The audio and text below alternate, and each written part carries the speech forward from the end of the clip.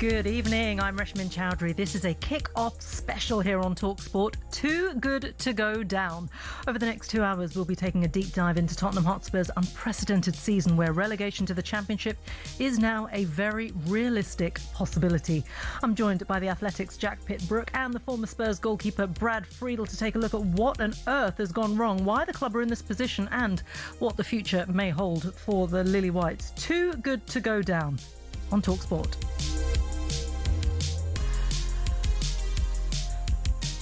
Okay, Jack, let me start with you. It's an awful situation to see Spurs out on the pitch. It's actually an awful experience to watch Tottenham because you feel that they can capitulate at any time, and they have done consistently throughout the course of this season and going back to last season as well. The last of which, of course, just before this international break was against Nottingham Forest, where pre-match fans did so much to create this raucous atmosphere. You had, former players, big sort of former Tottenham names, anybody associated with the club, all over social media, rallying everybody to get together and give these fans this team a hero's welcome before what was billed as a huge six-pointer, a winner-takes-all game against a Nottingham Forest side who were also right in there in this relegation scrap. After all that, Spurs went on to lose 3-0. As soon as that first goal went in just before the break, they absolutely capitulated and could not find a way back. How damaging was that defeat, do you think?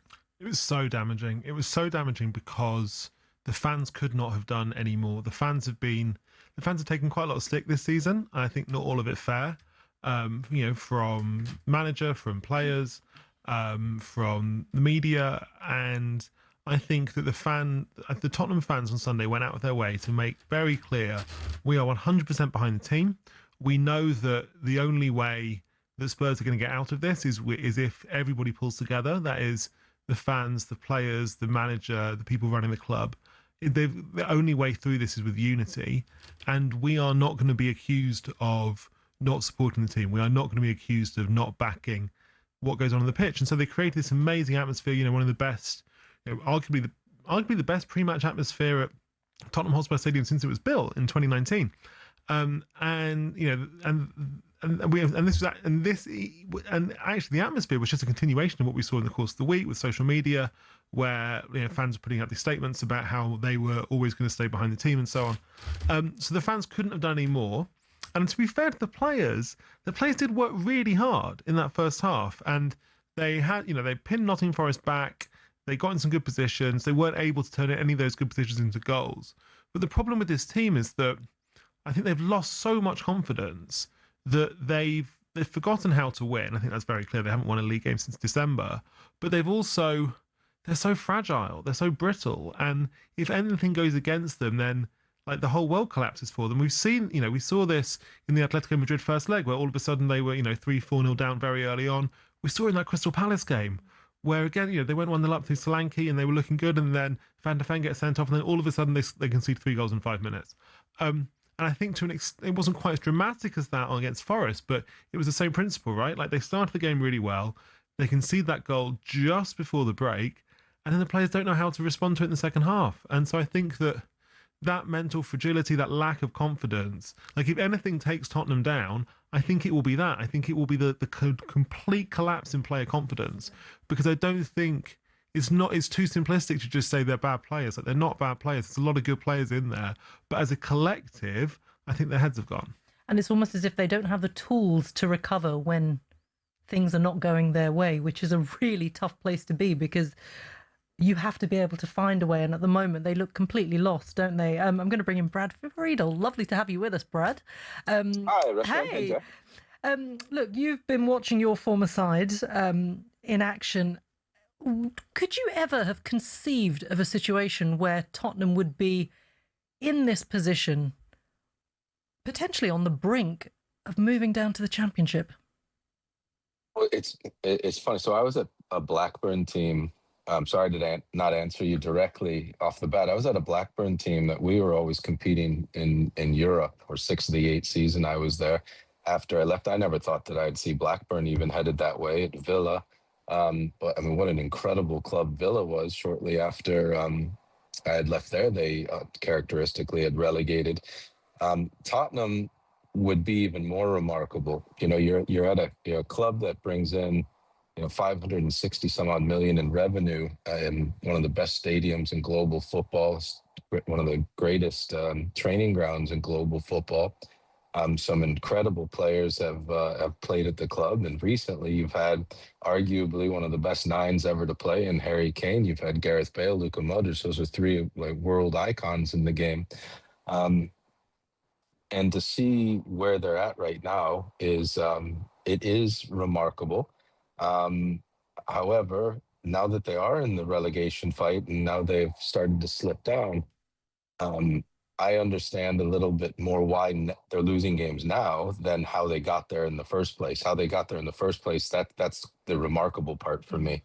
Now, signing a player, when you're at a smaller club and you know that you might be fighting against relegation, you sign a certain type of player that can deal with that type of pressure, because the pressure of a relegation battle, as opposed to the pressure of playing in a glamour fixture at Anfield, that's probably why there's a better performance there. It's completely different. So the game, I had said it a couple of weeks ago, the game that really worried me was the home fixture against Nottingham Forest. That's the true relegation 6-pointer. They had, and as you saw, they had better performance against Liverpool, better performance against Atletico Madrid, albeit Atletico Madrid, the tie was pretty much gone. The Forest game, it's completely different. Every pass, you're nervous. Every save that you have to make, you're nervous. The crowd, although the crowd was brilliant, I agree with what Jack said. There's still a nervous crowd because they're a crowd that's been used to being a little bit upset if you finish in 5th or 6th as opposed to 4th or 3rd, or fighting for Champions League spots, Europa League spots, getting knocked out of a cup competition. It is a different feel all around when you're fighting relegation. I fear that they only have a couple of players in the squad that can really stomach that battle, because when they signed their players and when they went through the recruitment phase, they were recruiting players that were going to be able to compete in Champions League football in the Premier League, not necessarily thinking they would ever be in a relegation battle. Brad, based on what you know about football clubs and what you've seen on the pitch from Tottenham this season, what do you sense the dressing room dynamic is? What do you think is being said? What do you think are the main kind of forces there? Because from the outside, lots of Spurs fans are thinking, what on earth is going on in that dressing room? How can they not be pulling together to try and get us out of this? So I think at first, and this season. Last season they finished 17th, but they had no threat of relegation really, with how poorly the bottom three were actually positioned throughout the season, and they did put all their eggs into the basket of winning the Europa League. So it wasn't really this anxiety over the fear of relegation last season. This season, I think the players think that they're Champions League players, and a couple of them are. I think that for whatever reason, and this is from what I was seeing from afar, they did not respect Thomas Frank as almost as a person. You don't. The way that they treated him after games, not shaking their hands, the way that they were, I mean, even their so-called leaders petulantly getting sent off when you need them on the field. It felt to me like there was a lot of individuals looking out for themselves and not collectively as a team, not thinking in a million years that they would be losing this many games to be in a relegation fight. Once you get to that relegation fight, this is when you see who the true leaders are. And the way that I look through the squad, I think Solanke's probably got the stomach because he's been around English football for a long time, and the clubs that he's been at. I think he can stomach it. I think Maddison could. Unfortunately, he's injured. Ben Davies, who's also injured, I know he can. I played with Ben. And then you're sort of struggling to see who really are going to be the leaders. Is it going to be Romero? I've not seen a lot of it. Is it Van de Ven? And Van de Ven, I think, is an excellent player, but I've not seen a lot of it. So I think to answer your question, Jack, I think they were individuals at the beginning, thinking they were a little bit bigger than they are, and they wouldn't be in this spot. Now that they're in this spot, they got the manager fired. Okay, he's out the door. I think the board probably were telling Tudor to come in. These players need to be hit with an iron fist, and you could tell by his press conferences. But they were so low on confidence by the time that came in. I'm fairly certain that the iron fist approach to the public media went down like a lead balloon, and the players lost even more confidence. And the fans' criticism. I don't agree with people giving the fans criticism. The fans have been used to something different for a long, long time. And when I watch Tottenham play at times this season, the one thing that is always a certainty, no matter what position you're in, no matter what league you're in, is you can work hard, you can keep yourself as fit as possible. And I saw players not really giving as good of an effort as you've seen them do in the past or with their previous clubs. And I think that's unacceptable. And when that happens, I think the fans have every right to be negative to their team. And these players are good, talented players. They're not a relegation side when you look at the talent they have. And yes, they've been decimated last season and this season by injuries, but they're still good enough not to be in a relegation fight. I think the talk should be them sitting in 8th or 9th or 10th, and what's wrong? Why, what's wrong with the recruitment? What's wrong with the board? What's wrong with this? With regards to we should be a Champions League side, I think that should be the discussion. And right now, it's they're in trouble, big trouble, because they have a head coach that, I don't know, maybe he's out on his way out or not, but he didn't know the Premier League inside and out. You have players that are low on confidence, but you also have players that do not know how to roll up their sleeves and dig out results when things are really bad. They're used to the glamorous side of football, and that's a real danger when you're in a relegation fight. Definitely is, Brad. Stay with us, everybody. This is a special on talkSPORT. Too good to go down as we talk more about Tottenham Hotspur. We're coming back after the break. Stay with us. I've got Jack and Brad with me.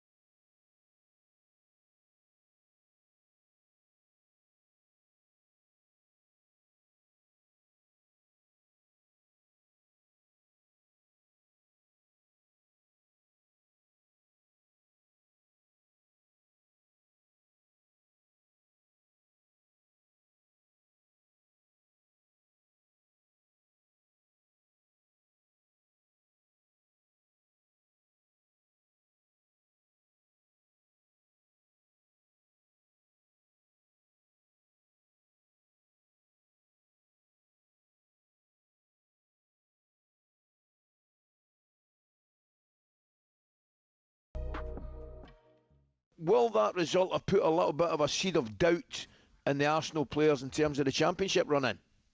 You said will it give a bit of doubt for Arsenal now going into the league? I don't think so. I actually think it could work in our favour, because you're seeing the amount of players that are being pulled out of their international teams. Sounds to me like Mikel's going, guys, I'm going to need you fit here. And if you're looking at the players that are not included, they're the players that are pretty much certified to play for their countries anyway. The likes of Gabriel, the likes of... Are you okay with that, though? Players turning down their country? Absolutely fine with it, mate. Right now, put it this way. If you do well for Arsenal, you're guaranteed to play for your nation anyway. So I think the only players that are not going to miss out on the opportunity are those that are on the fringes. But as Savio Ancelotti and Gabriel's not turned up, do you not see that as turning you back on your country? No, because the reality is he knows what's at stake over there. Ancelotti's a winner. We have to start winning. It's actually going to be good for the national team once Arsenal start winning. Does that result, though, on Sunday put doubt in your mind to win the Champions League? Like big one-off game.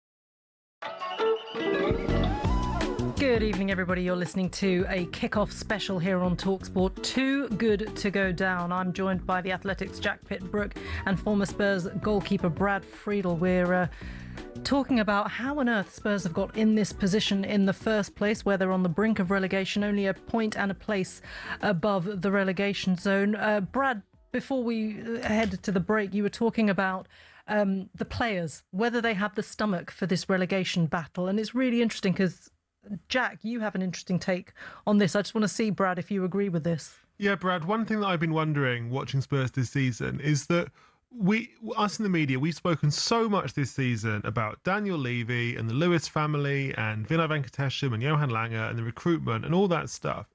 And we've not really spoken about the players. And I just wonder whether the players know that whatever happens on the pitch, ultimately the blame is going to get directed at the club, at the boardroom, at the strategy. And that means that the players themselves will be kind of they'll be hidden from blame, basically. And I just wonder whether the players have kind of, to an extent, sheltered a bit behind that, and whether because they know that it's an excuse, right? Like, however, they can lose as many games as might happen, but ultimately the blame will be directed upstairs rather than on them. When you're relegated, I mean, thankfully in my career, it never came close to being relegated. I think you can always only really blame the players. Maybe if a head coach or manager gets it drastically wrong, but essentially, when you go over the white line, the coach isn't out there playing for you. It's up to you as a player to, if you're a leader, then lead the players. If you're an experienced player, help the less experienced player. If you're an older player, help the younger player. If you're a younger player that has a lot of confidence, then you can help the older player that's quiet. You have to come together as a team. Of all the names you mentioned on the board, there's only one that it was an enormous mistake, and I've said this many, many, many times, is to get rid of Daniel Levy. It was not the answer. And I know Daniel was under severe pressure from the fans and from the board, because he was the one that was always the name and the face of it. But Daniel knew how to collectively get a team together that was first and foremost going to get to that 38, 40, 41, 42 point mark and not be relegated. And I'm going back to the time when they first took over the club. And then he was also from time to time been able to create just wonderful squads on a strict budget. Now, you can argue all day long if you liked the wage control or not. That can be discussed all the time. But one thing that was for sure is Daniel Levy's teams were always going to be safe. He built an incredible stadium for the club, not all on his own, of course, and an incredible training ground. But Daniel was also not the one with the money. Daniel had to go get the money from the Lewis family and the board, or from revenue streams that they created. And Daniel did a very good job of making sure that Tottenham was in a very good fiscal place while also being competitive on the field. Was there a lack of trophies to show for it? Yes, there was. But it's also very, very difficult to break into the top teams when it comes to really getting into the upper echelons of finances, which Daniel got the club firmly with the foot in the door, being, as I said earlier in here, 560 million in revenue, I think it was last year. But they are still behind the likes of even Man United, Liverpool, Arsenal, Man City, when it comes to Chelsea, players wanting to play for them. And what ends up happening when the recruitment team goes and tries to sign players, they're going to get in the same sort of negotiations with players that Man City wants, that Liverpool wants.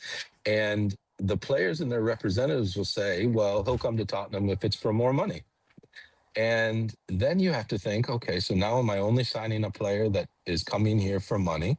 And am I going to break my wage structure for that? Is that going to put the club into financial difficulties in 2, 3, 4 years from now. And this is what Daniel was very good at deciding what to do. And I'm sure some people were frustrated about it along the way, but they still needed to do a little bit more work to get players from around the globe to want to sign for Tottenham ahead of some of the other clubs. So yes, the players are the ones to blame. And I also think the real pushing out of Daniel was to blame, and that's on the board members. The fan pressure against Daniel, that happens all over the world. When you win games, then the chairman's brilliant, and when you lose games, he's not. That for me is not really relevant. It's when you push them out, do you have a plan to take the club forward? And they come out with a statement about how much money they're going to spend, but then they don't spend any, thinking probably that they could get to the summer window, but here they are now trying to fight off a relegation. It's a really interesting point about Daniel Levy. I'm going to pick up on that in a second with you, Brad, but we're just going to head to Old Trafford now with Natalie Pike, because there's been a goal in the Women's Champions League. Yes, it's Manchester United 1, Bayern Munich 1, and it's come for captain Maya Le Tissier with her second Champions League goal of the season, and it came from a penalty. Really well taken penalty. She calmly placed it into the bottom left of the goal. Penalty was won by Schuler, whose shot came off the hand of a Bayern defender. This is exactly what Manchester United needed after that disastrous start. The second-minute opening goal for Harder. It's coming up to the half-hour mark now. It's Manchester United 1, Bayern Munich 1. Thank you, Natalie. Let's return to the point about Daniel Levy, and actually about the decision to tell him to go. Jack, you will have covered it back in September. September now? September.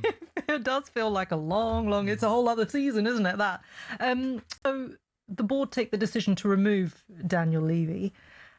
There has to be a plan post Daniel Levy. How do you feel that they've executed the post Daniel Levy era? I think that the decision by the Lewis family to sack Daniel Levy was a big risk. I think it was mainly a risk for the Lewis family, because Daniel Levy was effectively the shield. He was the lightning rod. He was the one who it wasn't only that he ran the club in an incredibly personal, centralized way, where like everything that happened at that football club went through Daniel Levy and the people close to him. But because he did it for the Lewis family, he effectively protected the Lewis family from criticism. And now I think that the more I think about it, the more I think what an unbelievable, it was just such a huge job to it wasn't even, the sacking him was the easy part. The hard part was, how on earth do you reorganize the whole football club the next day? Because the whole football club was, it was kind of built around Daniel Levy. Everything went through Daniel Levy. It was so much power was centralized in him that to sack him, you would have to, that required the Lewis family to basically rebuild the whole club. It's like trying to rewire a plane mid-air. It's really, really hard, and obviously that has not worked. The results for that are on the pitch. The Lewis family obviously brought in this new governance structure where, in theory, you've got Vinay Venkatesan as the CEO, and it's all about empowering the people on the ground. But it's almost a year now. Isn't it? But it hasn't. What they have brought in to replace Levy clearly has not worked. I think that the more I think about it, the more I think, if you talk to people who work in football, a lot of them will say that what you really need at a football club is either a very small number of decision makers, or the decision makers that you do have being really, really aligned. And obviously Tottenham for such a long time it was all, so much power was in one person, and now it's kind of, the decision making process is basically flipped to the point that lots of people will say Tottenham, it's almost like decisions by committee, there's kind of almost too many decision makers, people often say, and clearly the Lewis family are, while they want to empower Venkatesan and Johan Langer, lots of decisions, major decisions will ultimately go back up to the Lewis family too, and they'll have a view. And it's just, the whole thing has clearly been a mess this season. And at the big moments, I think the decision makers at Spurs have repeatedly got it wrong. They stuck with Thomas Frank for too long. I absolutely agree with what Brad said. I do not think Daniel Levy would have Tottenham in this position right now, because I think he would have changed the manager sooner. I don't think, the Lewis family and Vinay Venkatesan let Thomas Frank get all the way through to the middle of February. I don't think Daniel Levy would have let him get into the new year. I don't think he would have given him the January transfer window. Jack, one thing that you said, don't forget this, and I think people lose this in thought because a lot of people would know Daniel. He's a very private person. Personally, Daniel didn't do what he did for ego. Daniel cared. He Right, cared yeah. about the club and he cared about the business. Truly. The only thing I think Daniel cared about ever with regards to what people thought about him, he wanted to be known as a tough negotiator, but he wanted that to be known to keep the club in a very good fiscal position. So in a financial position. So he did care. He did not ever want to be in the headlines. And he did. He did a lot of things. You're absolutely correct, Jack. And without having the plan in place to roll quickly, they're looking at a sort of rudderless, and maybe not rudderless, probably having a boat with like 10 rudders right now. Right, yeah. And they're all going in different directions. I want to know who is to blame then, because we're in this position where Daniel Levy has been at the centre of everything, as you say, Jack, and I want to ask you something about that in terms of recruitment, actually. But, he is the man who has been ultimately pushing the direction that Tottenham have gone in, whether it's from a financial perspective, whether it's who is bought and sold, who we see on the pitch, and all the big decisions. When would you say that the decline started? Would you say it was last season when Spurs finished 17th? I mean, the season before, under Ange, they finished in 5th, and they only just missed out on the Champions League spot for technical reasons. So at what point do you think the decline actually began, which has resulted in where Tottenham is right now? I think that's a really good and difficult question. I think everybody will have their own answer to it. My own answer is, in terms of strategy, the decline started when they failed to back Mauricio Pochettino in about sort of 2017-18, when he would have wanted to refresh the Tottenham squad, sell players, bring in new players, and Tottenham didn't really do anything. And then this led to the decline in the team, and then obviously his sacking and replacing with Jose Mourinho. And they had some good moments after that. They were very good briefly under Conte in 21-22. They were, they came fifth under Ange in his first season, won the Europa League in his second season. But I never really felt after that point that they had a clear, unified strategy which united the players and the fans and the direction of the club. So I think, in a sense, they've been on the decline. They've been spiraling a little bit since then, but obviously that's massively accelerated in the last year or two. And this is why I think, for all, as much as, I completely agree with what Brad's been saying about Daniel Levy. Like, Daniel Levy wouldn't have allowed them to get into this position right now. Daniel Levy knew how to keep Tottenham stable. At the same time, Daniel Levy also deserves a lot of blame. He appointed Thomas Frank, which I think was a disastrous appointment. The recruitment in the last few years has been bad. The football strategy in the last few years has been largely non-existent. So I do think, look, the fact is there's more than enough blame to go around.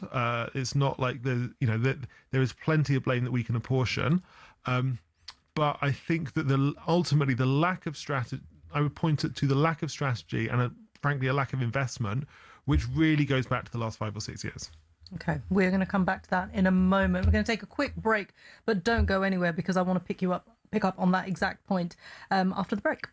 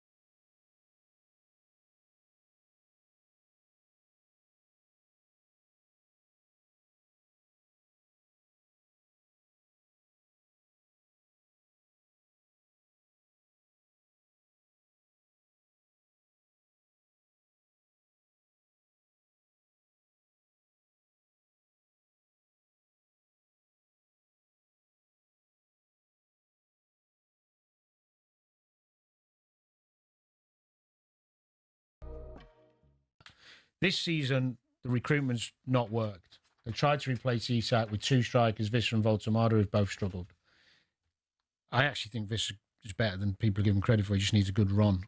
Ilanga doesn't play well often enough, flat to deceive. So who was in charge of recruitment? Who did that? There's the other big problem they've got, and where Eddie's problem, I like Eddie a lot, me watching Newcastle as long as I have this season, and they're a great watch generally because they go after teams, play high energy, but their second half performances and results in a league table, they'd be 16th. And that's because they're not adaptable. They're trying to mix a European campaign and a Premier League campaign, playing this 100 miles an hour. Now, you need a supreme squad of athletes to play that way. I don't see often enough Newcastle go, today we're going to go, let's be a bit more pragmatic.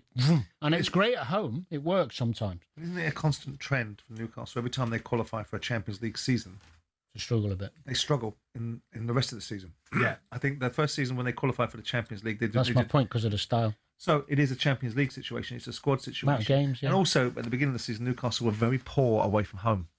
Yeah. They weren't able to get any points in the first sort of 5, 6, 7, 8.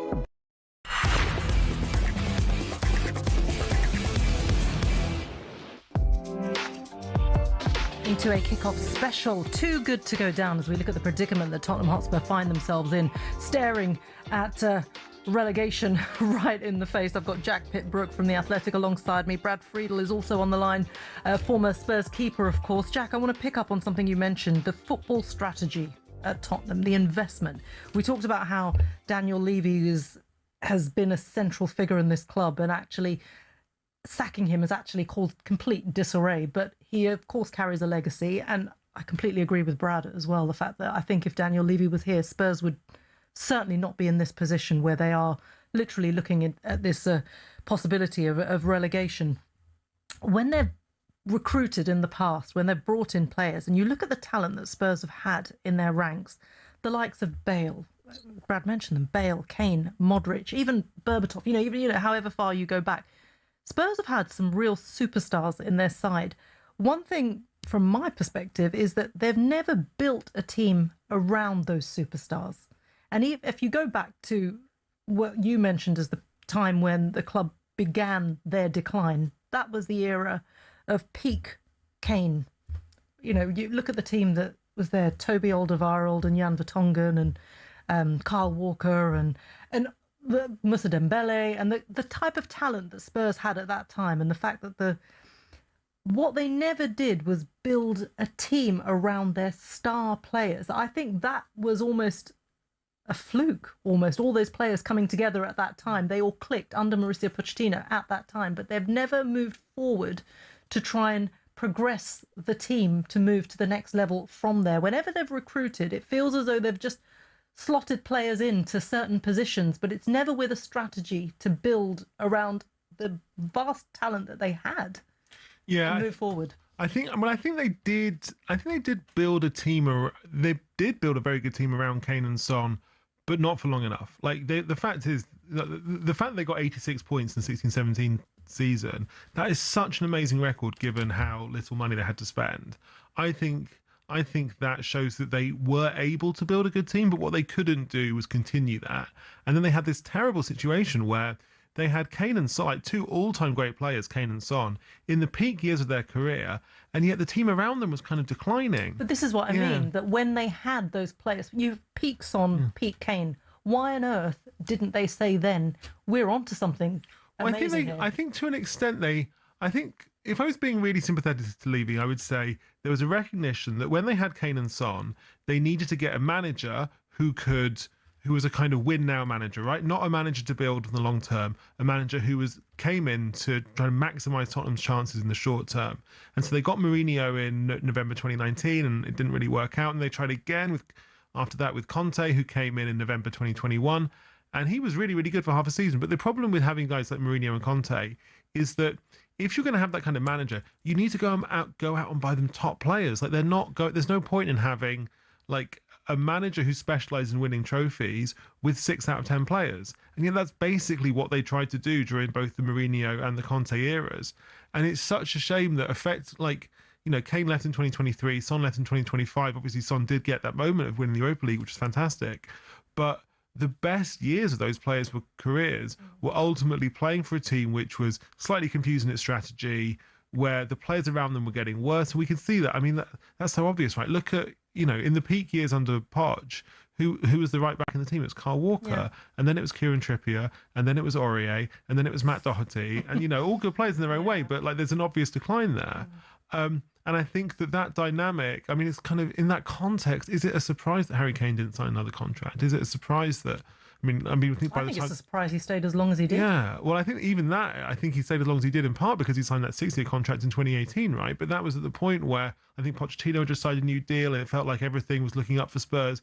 But then later in the summer of 2018, Tottenham didn't sign a single player. And so it's clear at that point that they were not doing the work in the market that they should have done. And I just feel like the other problem that Spurs had in this sense is that I almost feel like the way that they got Kane and Son, that is, Kane came to the academy, and they got Son from Bayer Leverkusen for 20 million in 2015. And I almost think that was like a blessing and a curse in the sense that I wonder if on one subconscious level it made Tottenham think that you can get world-class players without spending 100 million on them. But the reality of the market nowadays is that if you want top talent, you have to go and pay for it. Like the recruitment market is so much more competitive now than it was than when Spurs signed Son from Bayer Leverkusen or Luka Modric from Dinamo Zagreb or Gareth Bale from Southampton. Like the market is so hard now, and Spurs used to be good at finding like who's the next superstar going to be in the form of Bale and Modric and Son and Kane. And now I just don't think they can do that. I don't think they don't have those kind of glamorous superstar players anymore. And I don't even think they know how to get them. And if I was running Tottenham, I'd be worried about that, because that, like, having those superstar players is such an integral part of the club's identity.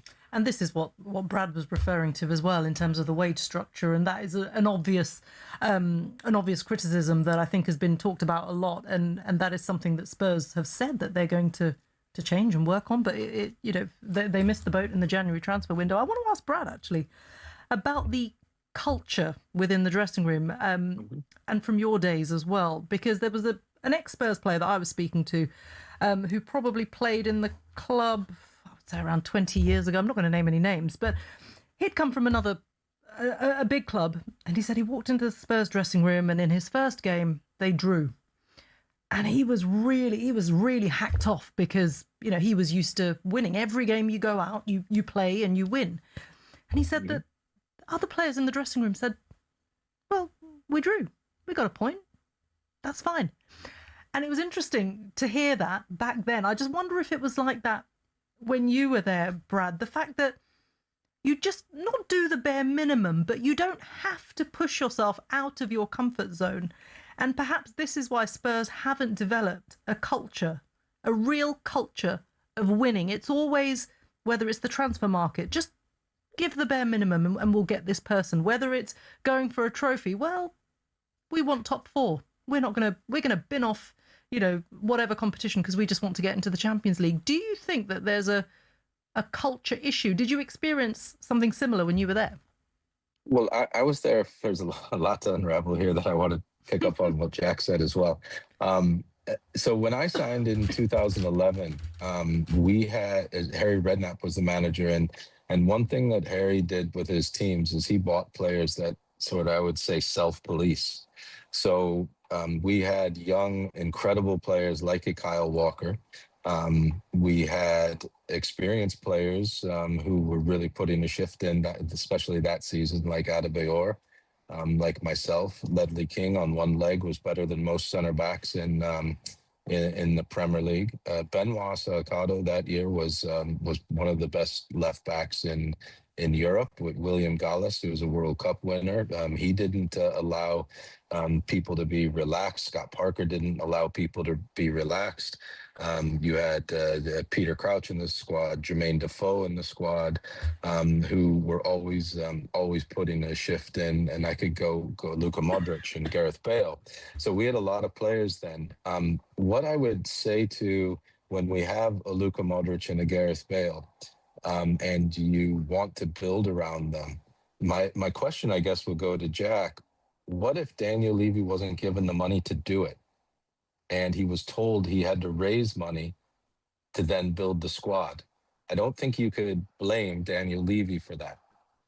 I think Daniel Levy then would have to go and try to sell the right players to be able to build a squad. And that's why that was one of the frustrations with Andre Villas-Boas when he was there with Daniel.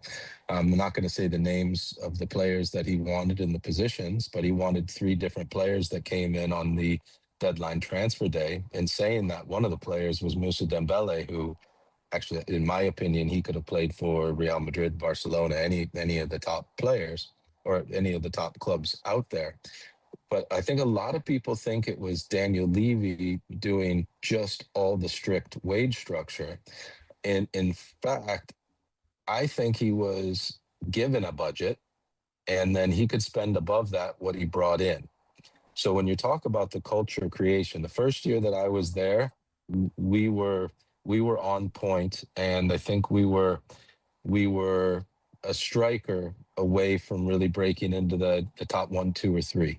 I think we finished 4th that season. That was the year when Chelsea won the Champions League, and we didn't qualify for the Champions League because they didn't have the rule changed at the time. Then I think for 2 seasons, the culture dropped a little bit, and then that's when they brought Mauricio in and it picked back up. Where I would agree with Jack wholeheartedly, I really would have loved to see Mauricio and Daniel carry on longer together, because I think for any weaknesses Daniel has, Mauricio has the strength to cover it, and vice versa. And I thought they both worked really well together. I'm sure frustrating behind the scenes sometimes with each other, but they worked really well together. I would have liked to have seen that continue. And possibly this part, I don't know. This is just me guessing. I've never asked Daniel, and I would never ask Mauricio, or actually it's more a question for Daniel. I think maybe when they lost out to Leicester City in the Premier League, that may have motivated Daniel to maybe think he had to go get a proven winner as a manager. And when Jack touched on it, when they brought in Mourinho and Conte, they're used to seeing different things in the clubs. They're not used to seeing trying to set up a wage structure to win a league. They're not used to seeing more of a Moneyball approach to winning a league. They're used to going in and saying, I need a number, whatever it is, a 9, 10, and a 6, and that has to be in one of the top 3 transfers in global football this summer. And they're used to that. And they're used to getting that, and then they're used with the mentality. And I would say that once Mauricio was building up a very good mentality at the club. And yes, it has gone down and down and down, but I think a lot of that goes hand in hand with manager after manager after manager. And hindsight's a tremendous tool, but I think if Mauricio and Daniel stuck it out together, they would have had more success. But that's me knowing both the characters, and maybe me just being able as a third party to sit back and see what they're both excellent at, and what maybe one might lack the other could to pick up. But I do think people should dive into a little bit more of what resources Daniel was given to be able to build that squad. And I think most people would find that it was a little bit more difficult to create all the quality players around the already top stars with budgets that he was given. I think that's an interesting point. And actually, it's something that a lot of people have said, that whilst it's easy to blame Daniel Levy, I mean, you mentioned it, Jack, everyone can blame Daniel Levy for everything. He's been the shield for the Lewis family. And now actually everything has been exposed that it isn't all on him. There actually hasn't been a strategy outside of Daniel Levy, and actually that maybe Brad is probably right, that because when you control the purse strings, you control everything. Oh yeah, I mean, Brad is absolutely right on that point. Like it is simply not the case that the Lewis family would have wanted Daniel Levy to spend hundreds of billions of ENIC money, and Daniel Levy said no, I don't want to. It's just, and that's why I think a lot of Spurs fans have got a degree of skepticism about the club's transfer plans since Levy's sacking in September, right? Is that I think a lot of people will say, well, if the Lewis family really wanted to spend a lot of their money on footballers for Tottenham, they've had 25 years. Like ENIC bought out Alan Sugar. ENIC bought Alan Sugar's stake in Tottenham in 2000. So ENIC, the Lewis family, however you want to put it, have had a really long run at this. Like they've been they've been owning that they've been majority shareholders in the club for such a long time that I think that I think a lot of fans will say, well, when are you going to spend money on the club?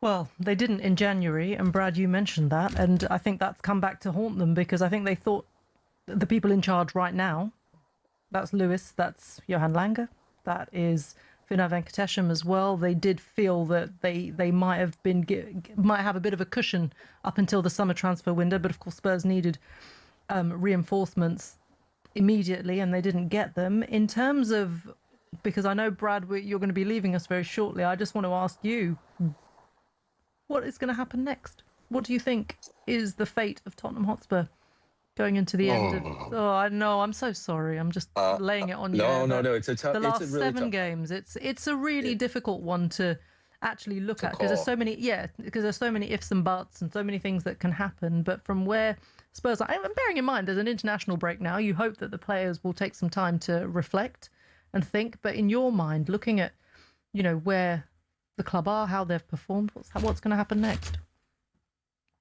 I think I'm not a proponent of hiring and firing and chaos at the club and somebody else coming in, different voice, but something has to be done to lift the confidence of the players. And unfortunately, it doesn't seem like it's going to be necessarily from inside the pitch unless somebody like Maddison can get himself fit and really be fit for 75, 90 minutes in games. Kulusevski's also a miss. There's a couple others. They have to get some leaders on the field, and if they don't get fit to be able to lead on the field in the games, then unfortunately they're probably going to have to go and get somebody that can motivate them off the pitch. And I don't see that happening right now with the staff that's there. And that's an unfortunate thing because, I don't like it, all the chaos of managers going in and out. And if they don't find that, I really fear for them because it looks like there's no leaders on the pitch and it looks like there's no leaders off the pitch. And I'm sure they're having meeting after meeting after meeting, what's going on, and videos and this, that, and the other. Someone has to, when the whistle blows, be able to perform. And they need a Brad Friedel to rally them all together, don't they? We had at all the clubs that I was at, we always had multiple guys that could wear the armband. I mean, it goes back to Liverpool days, Blackburn days. You could have given two guy the armband, me the armband, Flitcroft the armband, Andy Cole the armband, Roca Santa Cruz, Craig Bella. I mean, it didn't matter. At Villa, it was the exact same. We had always 5 to 6 players on the pitch at one time that could all wear the armband, and it was the same way when I was at Tottenham. Ledley King was the captain, and he missed a lot of games with his knees. It didn't matter. Michael Dawson, he'd come in and he'd be a leader. Yunus Kabul would be a leader. William Gallas would be a leader. Even Kyle Walker at a young age, leader. Scotty Parker, leader. There were leaders all over the place. Gareth Bale, as he was growing up. Luka Modric hardly ever said a word, but he never gave the ball away. Leader by example. Rafa van der Vaart, didn't even mention him. He was another. He was a leader. So right now, I really worry that there's not a player on the field. So Maddison could be that guy. He's been all over English football. He understands. A relegation battle is not going to bother him, but he hasn't been fit. So, these guys, they're not on the field and they just look, when the first thing goes against them, they look lost on the field. That is when Scotty Parker would just go, oh, who cares? Something went against us. Let's go again. It just didn't phase. It just didn't phase us. Someone need to be dug out. You dig them out. If they need to be picked up, you pick them up. Right now, I see a lot of people deflecting blame, and that's the worst thing that can happen. That can happen on the field. Arms going up and help your player. If you have a young Archie Gray playing and he makes a mistake, help him. He's a good player, really, really good player. Got a great future ahead of him. Help him. Don't wave your arms. I'm not saying. I'm just giving an example. But don't try to say, well, I'm doing my part, he's not doing his, the world, look at me. That's not a leader.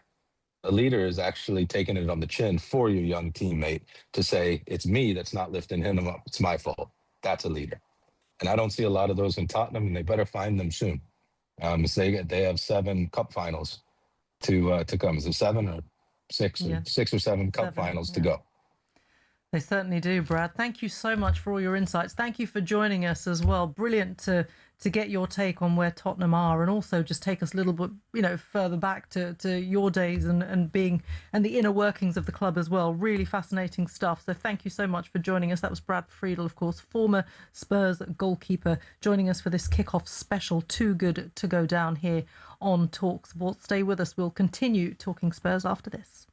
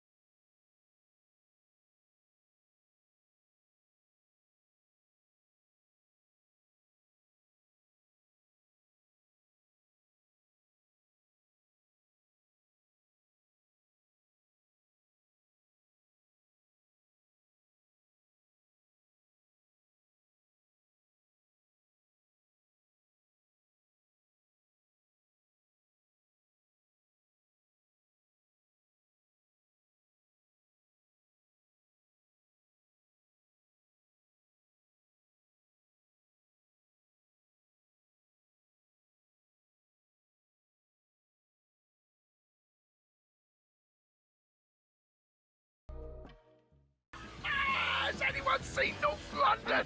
Can you hear me, Spurs? You're with the beating. Jamie O'Hara, ticking. Can you... Oh, my God, what's going on? Oh, my God. Can you hear me, ticking? You're with the one hell of a beating. Can you hear me encouraging signs? Signs. Can you hear me signs? You're with the one hell of a beating. Beavertown Brewery. 3-point lane. I do you a favour. The Sainsbury's Stadium. The big cockerel. Can you hear me, cockerel? You're with the one hell of a beating to Darius Defoe. Help me out. Spurs. You're with the one hell of a beating.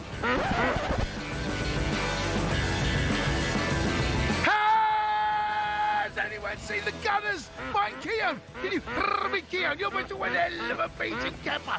Matt Lucas MP. Eagle for the forever. Gunnosaurus. Kemper. Arteta's light bulb. Can you hear me, light bulb? You're with the one hell of a beat with the dog. What's up to him? He's alive. Can you hear me, Arsenal? You're with the one hell. You are useless. Honestly, you're a shambles for a man. What a weekend of football. Spurs. Oh, my word. What on earth happened? What is going on at this football club? We're going...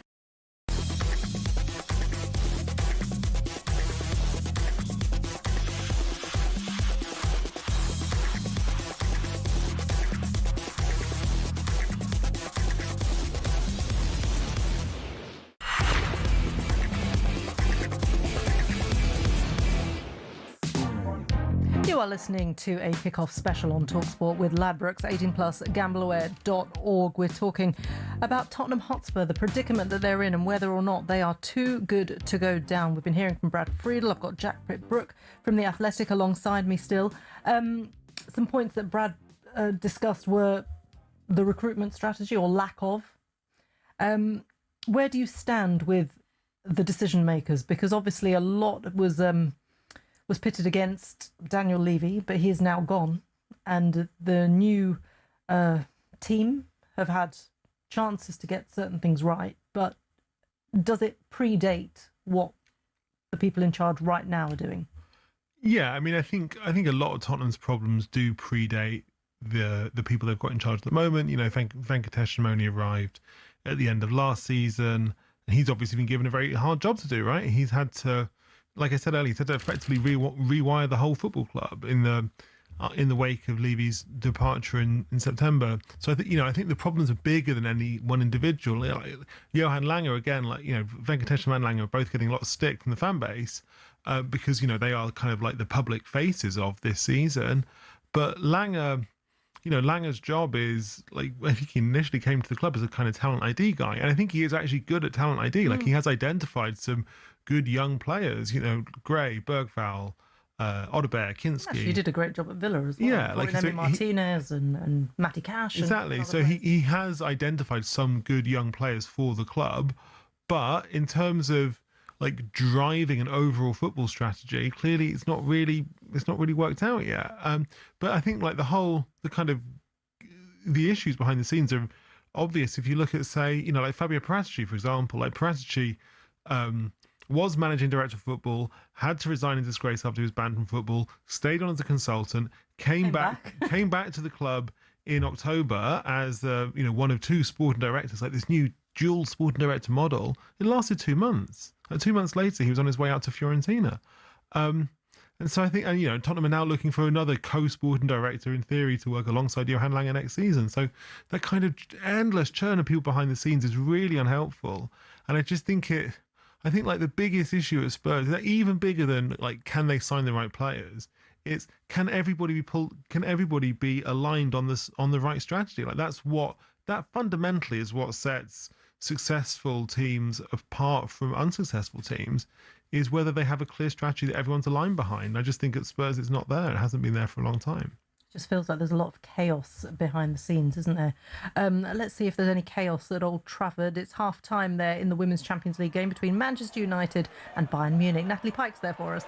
It's Manchester United 1, Bayern Munich 1, and the second half is just started here at Old Trafford. And of course, United will be hoping that it starts better than the first half did for them. Disaster start then when Bayern Munich took the lead inside just 2 minutes. It was Pernilla Harder who shoved off Maya Le Tissier before putting the ball into the back of the net. To be honest, Old Trafford felt a little bit shell-shocked on and off the pitch, but they responded really well. They grew into the game. They got the equaliser midway through the first half. It was Leah Schuler's effort in the box that was blocked by the hand of the defender, and the penalty was converted by Maya Le Tissier.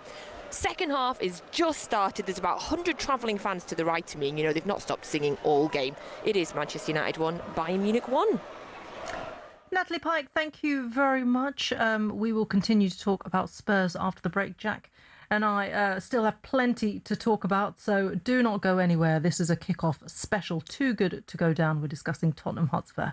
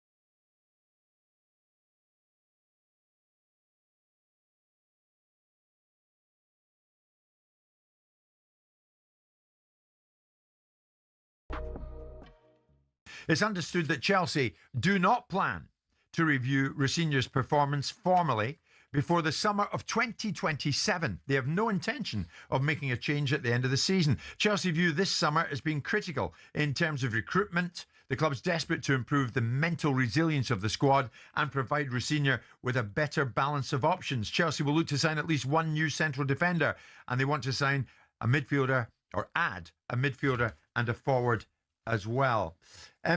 We know all that, Danny, but we also know a run of one win in the last 6 Premier League games. Many Chelsea fans are far from happy about the way things are going. So, Simon, Danny, I mean, no Champions League, no problem for Liam Rosenior, it seems. Should we believe it?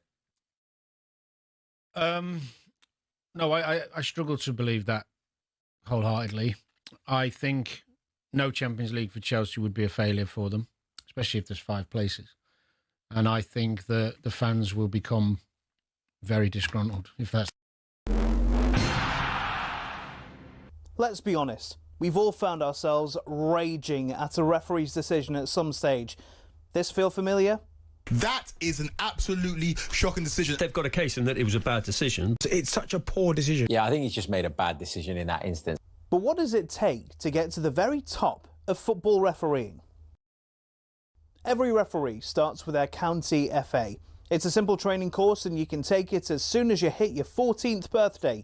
Once you've done that, you have to go through at least 11 hours of face-to-face training. You'll then graduate as a level 7 official, which means you can take charge of county level games. But hold your horses, there's still a long way to go to get to the Premier League. Your next step is to spend a year each at levels 6, 5 and 4. This covers the top of the amateur game. Only at level 3 do you start doing Northern Counties or Isthmian League level games, for example. If you've done this all quickly, you can reach level 2 and ref your first National League match after, I don't know, 6 years? After getting enough experience at that level, you can apply to be a referee in the EFL. There's an interview, people watching you do games, and then, if the EFL are happy, you'll be granted a level 1 licence to ref in games in League 2 and above. Now, they don't just say on you go to the Premier League, you have to work your way up through the divisions. Only after years of hard work and refereeing on cold Tuesday nights in Stoke can you be considered to do matches in some of Europe's very best stadiums. Now, who was the youngest to reach the very top? It was actually Michael Oliver. He reffed his first Premier League match in 2010 at the tender age of just 25. So if you want to follow in his footsteps, crack on. It'll only take you roughly a decade, thousands of hours of work and an incredibly thick skin. In total, there are 37,000 registered referees across England, but the PGMOL has only deemed 21 good enough for the top flight. That means there's not even a 1 in 1,000 chance you'll even make it in. Obviously, referees can make mistakes, but when you think about it, having a go at them is kind of like slating a brain surgeon.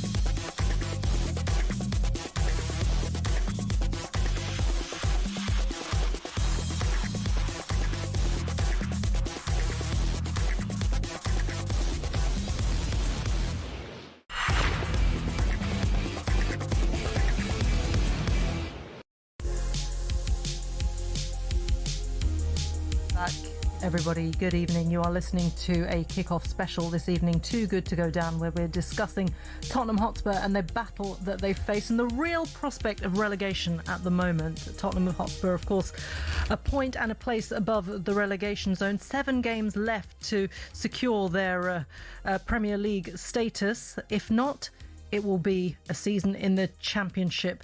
Let's discuss Tottenham's finances now and what will happen if they do actually go down. We're joined by a friend of the network, sports lawyer Stefan Borson. Stefan, I know you usually join Jim and Simon, so we'll try to go a little bit easier on you. Good to see you. Let's talk about the effect that relegation could have on Tottenham's finances if they do go down. How seismic are we looking at? I hear lots of figures being banded around. What are your kind of insights saying? Look, I think seismic is the right word. I mean, it definitely will be the largest single year drop in revenue that any club probably in the world has had. In fact, not just in England. You are looking at something in the order of 200 to 250 million pounds of a drop. And ironically, it's going to be a drop off from this season, which, despite everything that's been going on the pitch, financially will actually turn out to be the record revenue year, and probably has been quite a profitable year, bizarrely, because you've had the combination of the historically well-managed wage bill and from the sort of remnants of the Daniel Levy era, combined with Champions League football, which is now, when you get to the round of 16, is worth close to £100 million when you add in match day revenue and the revenue from UEFA. So they've got this double whammy. If the worst does happen and they do get relegated, it's that double whammy of not just losing Premier League status, but also, of course, having no European football. Hi, Stefan. What is the normal strategy that clubs follow in these circumstances? Does it require a kind of fire sale of player trading in order to plug that revenue gap, or do owners usually step in? What's the normal approach, and what's the approach that hypothetically you would imagine Tottenham would pursue? Yeah, so the first thing is the cost base, clearly. And we know from some of the reporting that they do have, again, another remnant of the Daniel Levy era. They do have wage decreases in the contracts if they are relegated. That should save, like for like, probably something in the order of £100 million off the wage bill. Of course, you're also going to want to cut the cost of some of the other highest earners anyway. Some of those players are going to want to leave. So that's the first thing you're going to look at. Clearly, there's going to have to be some cost adjustment in the rest of the organisation. Now, we don't know how bloated the organisation is, but clearly it's been set up for having Premier League football combined with non-football events, combined with European football. And what that typically means is that the organisation is quite big in terms of people and wage cost and other operating expenses. So there's going to have to be an adjustment of that overall cost base. And unfortunately, it is likely to mean that some people will lose their jobs. That's typically what has happened. The one club where it actually didn't happen, and probably the other largest spender that went down in Leicester City, of course, we know what happened consequentially from that situation, and they breached all sorts of PSR and P&S rules. So I think, you straight away look at cost cutting. Straight away, there's probably going to be a perception with some people that Daniel Levy would have been a perfect person to handle the adjustment in the cost base. But ultimately, they're going to have some money put in at the top, as you say. There won't be enough cash to go around in all likelihood, because this is an organisation that, as I've said, is not set up for Championship football. It's set up to be, at very least, in the Premier League, and to have its up to 30 non-football event days. None of that comes cheap. It's good for revenue, but also it's an expensive operation to run. We've seen other clubs like Manchester United cut costs like meals for their staff, and Tottenham are a club that provide that for every single member of staff as well. So as you rightly say, Stefan, there will be job losses, which is a terrible thing for the community if they do go down. Do they have any kind of financial headroom if they do stay up, though? Yeah, I think if they stay up, they have already suffered a relegation of sorts for next season with the lack of UEFA competition. I think this is something that we will see over the next few months, because not only do we have this relegation issue at the bottom of the table, but we also have this relegation issue out of UEFA competition, and particularly out of the Champions League. And it's something that potentially one of Chelsea or Liverpool may suffer for next season. And because of the scale of the Champions League now, the sorts of numbers that you miss out on by not being in the Champions League are actually not far off what happens if you get relegated. The problem here is that clearly Spurs have got both. If they do get relegated from the Premier League, and that's a lot to deal with. So, it's going to be, there's no question that there's going to be all sorts of challenges for them from the regulatory perspective, PSR, the UEFA tests if they get back into Europe in the next couple of seasons, and of course the Championship's P&S system as well. Now, we don't know what the Premier League system will look like on the squad cost ratios. We've got an indication of the perimeter of the rules, but we don't know the actual rules. So we'll have to see when and if they come back into the Premier League, how they're suited. The reality here is that the financial structure of Spurs next season in the Championship is just not going to look anything like what it looks today. With that 250 loss, you're going to see losses. Clearly, you're going to see losses on match day revenue. There's going to be 23 Championship games. You will not be able to sell out all of the hospitality when you've got teams, possibly Lincoln City, Stevenage, these sorts of teams coming through the gate. They're going to be very lucky if they can get to £100 million of match day revenue when they're currently probably at about 140. They're going to lose 150 plus on broadcast revenue. And the big unknown here is what's going to happen to their commercial revenue and how long-term that hit on commercial revenue is going to be. They're going to go next season into a season, potentially in the Championship with no European football, where they're renegotiating a new front of shirt sponsor. We know, for example, that AIA are going to vacate that front of shirt product. We know from the Chelsea situation that it's not been that easy to sell it. But if you're trying to sell it as a Championship team and one that's not in Europe, it's going to be that much harder. And that's £40 million a season, perhaps even more. So you may well see not just the hit one season, even if they come back, but there may be this tail impact, particularly on the commercial side, that might hurt them for a while. And that's then when you get into challenges with the regulation and the headroom and PSR and the replacement squad cost ratio.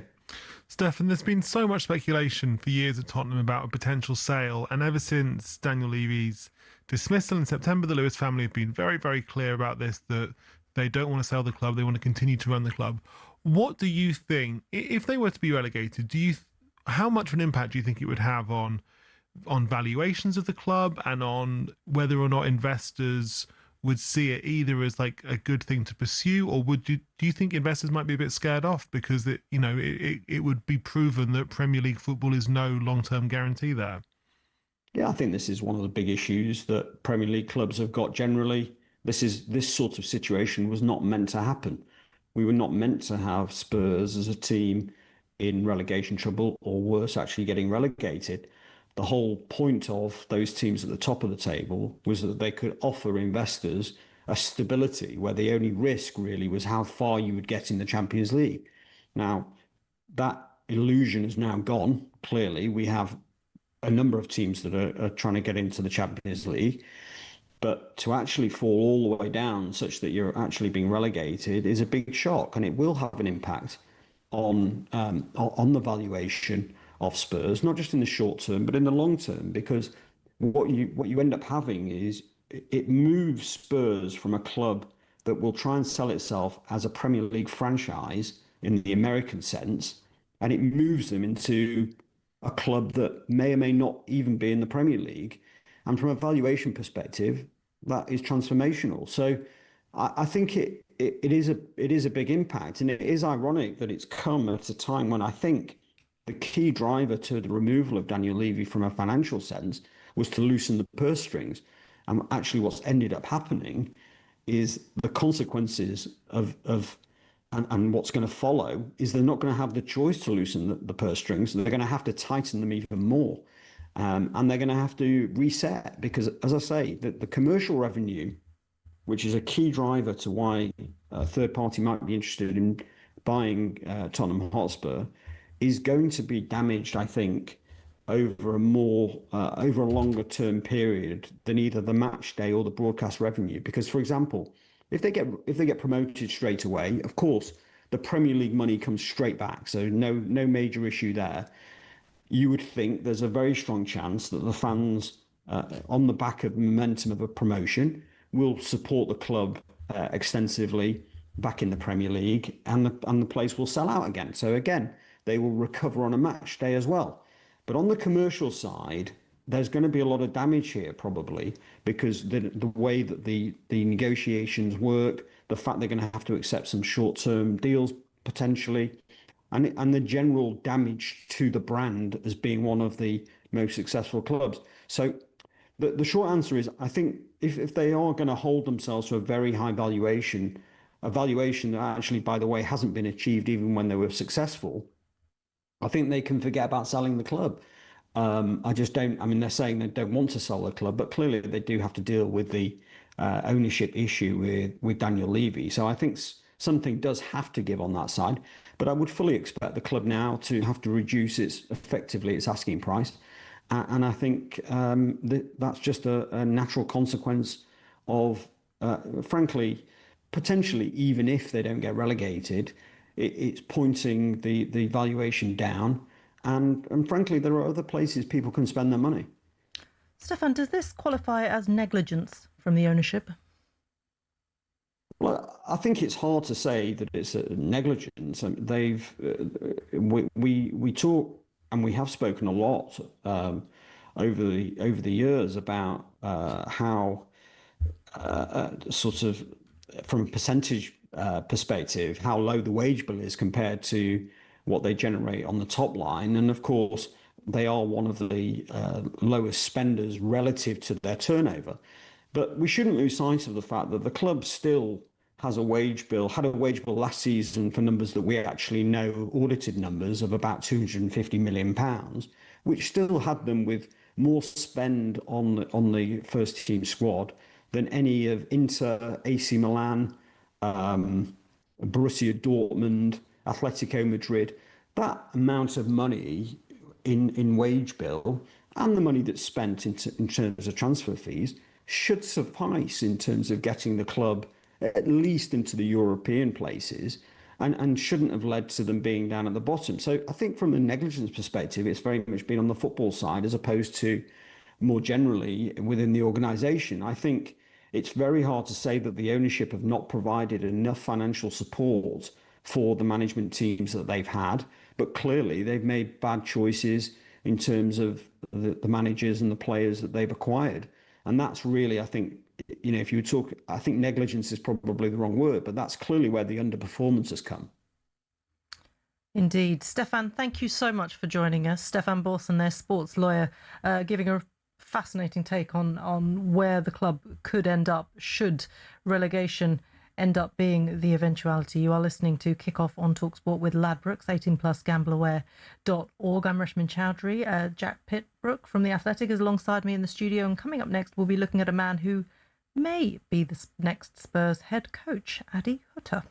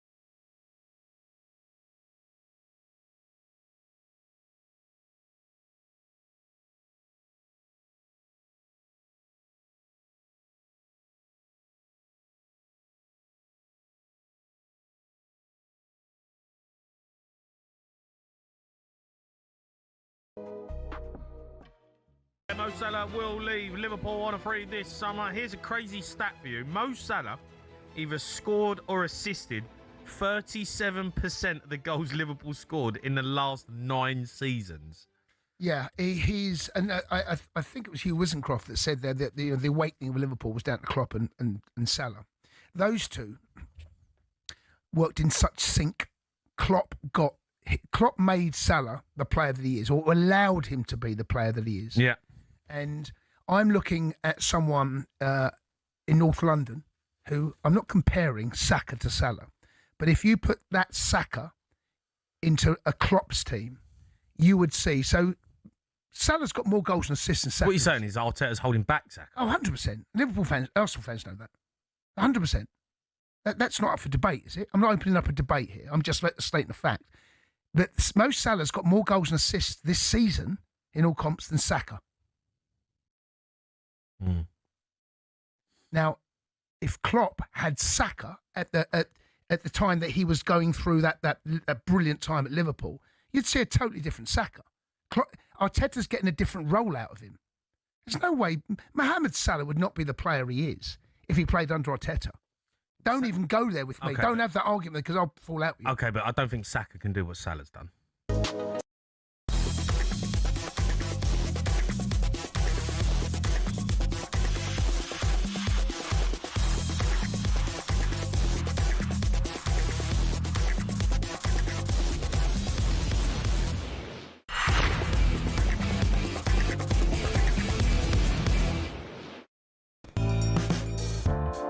Good evening, everybody. You're listening to Kick-Off on talkSPORT. It's a special for you today. Too good to go down. We're talking about Tottenham Hotspur. And there might be a change in the dugout. Nothing confirmed as yet, of course. But following that 3-0 defeat to Nottingham Forest at the weekend, there is a possibility that perhaps Igor Tudor, with, of course, his family bereavement as well, him being away, that there are possibilities being mooted that Spurs might be making a move for a replacement. And, of course, being an international break, and with Spurs with 3 weeks off as well, because there's a FA Cup weekend as well, now might be the right time to do it. Let's talk about a man who might be in the frame for it. We've got Kev Hatchard, our European football expert and Bundesliga commentator, joining us now. Kev, Adi Hütter, tell us about him. I mean, what could he possibly bring to Spurs that Igor Tudor hasn't? I mean, they can't choose badly twice in a row. Tell us a little bit about, should Spurs fans get excited at all about a replacement who has never worked in the Premier League? I don't think the Premier League thing is relevant necessarily. I think it's more down to the mess that Spurs are already in, because at some stage we are going to have to start looking at the players, aren't we? Because Igor Tudor came in, he was a guy that had a history of short-term impacts. So you look at what he'd done at Juventus last season, for example, he'd come in and done what he was asked to do, which was to get them into the Champions League. He managed to do that on the final day. But at Spurs, it really hasn't happened for him. And obviously, as you say, there is now a personal issue away from the pitch, so that's a totally separate issue, and that changes the dynamic as well. So look, on Adi Hütter, this is a guy who's experienced, this is a guy whose English is very good, this is a guy who has played some really attractive football at clubs. If you look at his time when Eintracht Frankfurt were playing really well, you know, they got to the semi-finals of the Europa League in 2019, nearly knocked Chelsea out, lost at Stamford Bridge on penalties. And they had Luka Jovic, Ante Rebic, Sebastian Haller. They played some really exciting stuff. I thought he was unlucky to get the sack at Monaco this season as well. Do you think he would be the kind of man who could galvanise this team? Because as you say, I mean, maybe it is down to the players, because Igor Tudor has tried. It just didn't work. Does he have a different approach, do you think? I think he would have perhaps a softer approach. I think that's fair to say. And, you know, at times at his clubs, you know, he got a tune out of some Monaco players who lacked experience, and he managed to develop some of those players there. He managed to find a way to get the best out of the players he had largely at Eintracht Frankfurt. Even though he made a bad start there, he actually managed to turn that round. He went out of the cup to a lower league team when he first arrived there and didn't make a great start in the league, but really turned that around. But then when he was at Borussia Mönchengladbach, there was talk that he'd lost the dressing room and didn't quite have the click with those guys that he would have wanted. It's a really difficult job. And I think this is what Igor Tudor has realised. You know, you're going in there with players you didn't expect to be in a relegation battle, with players who are very low on confidence, and a squad that doesn't quite hang together, and an enormous amount of injuries. So, you know, I can say that Adi Hütter is a good coach. I do believe he is. I think he's tactically flexible. I think he plays attractive football for the most part. But the overall question is, who is the answer? Who can go in there and really make these players perform to what they're capable of? Because Thomas Frank couldn't do it. Igor Tudor hasn't done it. And they are sliding towards disaster. There's no doubt. Do you know, I was describe it as the impossible job, but to be honest, I've been saying this for the last 2 or 3 years, so I don't think that's changed, which is disastrous for Spurs at the moment. Let's talk about someone else who's being linked. This is the former Dortmund sporting director, Sebastian Kehl, so he would be arriving potentially in that capacity. What would he bring? Is there a genuine likelihood that he might join? I think there's a possibility, yeah, because he's a free agent. He's just left Borussia Dortmund, which took some by surprise, but there'd been talk of power struggles there for quite some time. I think there's too many cooks at Dortmund. I think there's too many voices, and he's ended up moving on. And I think he wanted to go a certain way, and the likes of Lars Ricken and Matthias Sammer maybe wanted to go another. His record in the transfer market's been mixed. You look at guys like Nico Schlotterbeck, Julian Riasson, they've been really big hits, I think, and they're the kind of players that they could sell on for a profit, but there have been others, Karim Adeyemi maybe, who've got in there and not maybe been a consistent hit. So in that regards, he's not a surefire hit at all. But he's very experienced. You know, he worked under Klopp at Borussia Dortmund. He's had a number of roles at Dortmund down the years, so he is experienced. But again, there's talk of him being part of a kind of multi-sporting director structure, and I think we're seeing this a lot at Premier League clubs at the moment. They're taking what could be a relatively straightforward structure and making it needlessly complicated. Interesting. Well, he's experienced and he's available, and he'd have to be willing to walk into that structure as well. That one remains to be seen. Kevin Hatchard, brilliant to talk to you. Thank you very much for joining us. Before we head to a break, I've got to tell you that there's been a goal in the Women's Champions League at Old Trafford. The question is, which way has it gone? Natalie Pike. It's Manchester United 1, Bayern Munich 2, and there's around 15 minutes left here now. The goals come for Pernilla Harder again, the childhood Manchester United fan with her second of the game. She split the United defence, she held her line so well, and again she went through with only Maya Le Tissier with her, and again she finished so well. That's her 7th Champions League goal this season. United have done a lot better this half, perhaps being the better team, but Pernilla Harder showing why you have to be clinical at this level. Manchester United 1, Bayern Munich 2. Thank you very much, Natalie. You are listening to Kickoff on talkSPORT with Ladbrokes 18+ at gambleaware.org. We'll continue our Spurs chat after the break when we'll be joined by the one and only Jamie O'Hara.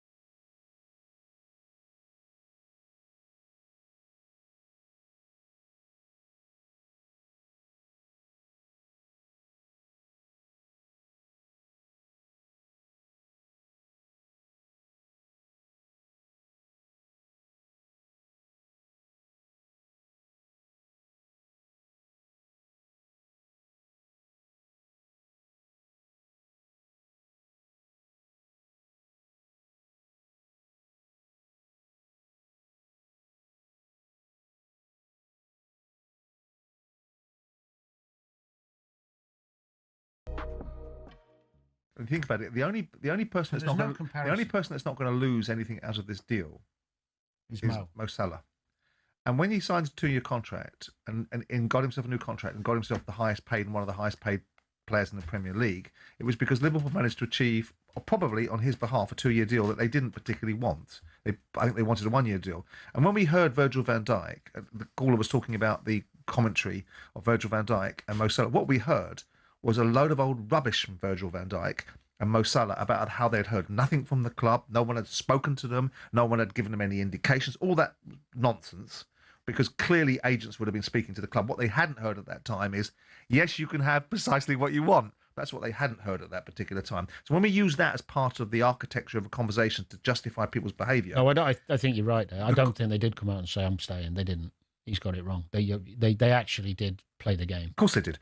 So in this instance, when you look at Mo Salah has orchestrated a circumstance where he engineered a contract as a result of his previous worth that Liverpool gave him enormous amounts of money. He hasn't turned up until his outburst. He then had an outburst. It's orchestrated this outcome. And as a result of that outburst, if you follow the line dots and probably join them up, Liverpool are the...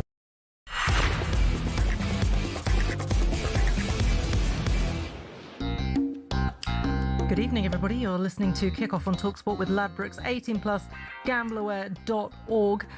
We've been discussing Spurs and the plight and the predicament that they're in at the moment. Plenty more to come on that. But first, there's been a goal at Old Trafford.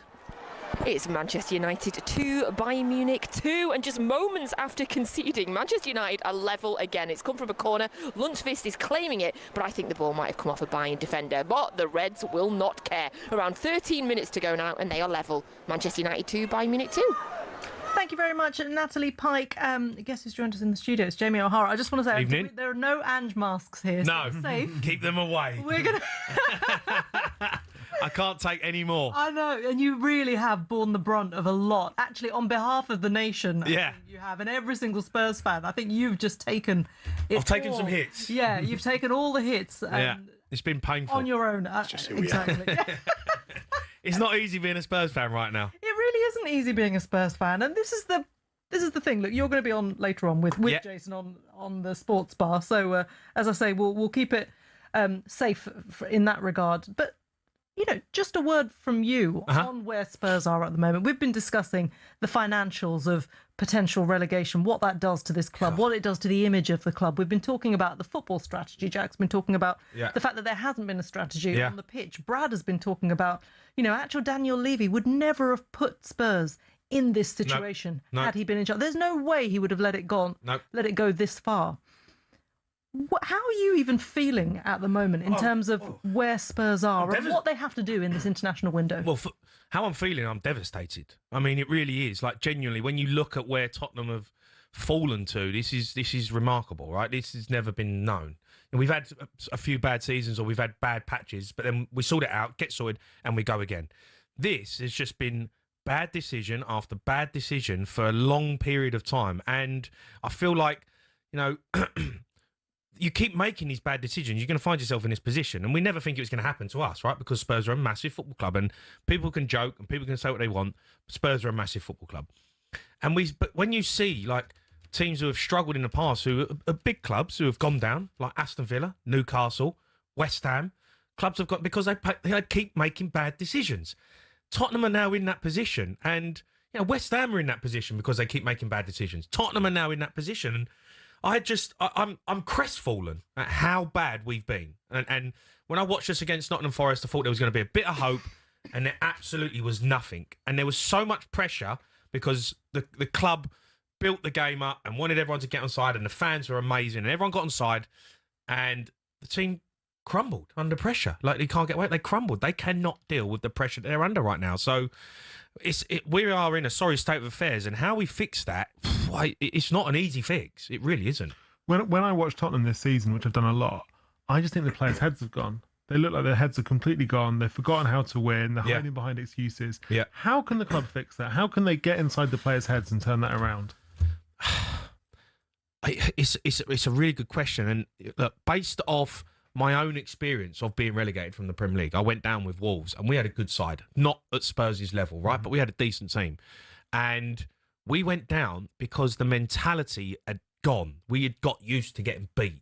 It was like a disease that you just couldn't find a way out of. Every week you turn up, there's hope and there's belief, and you're giving everything, but nothing's working.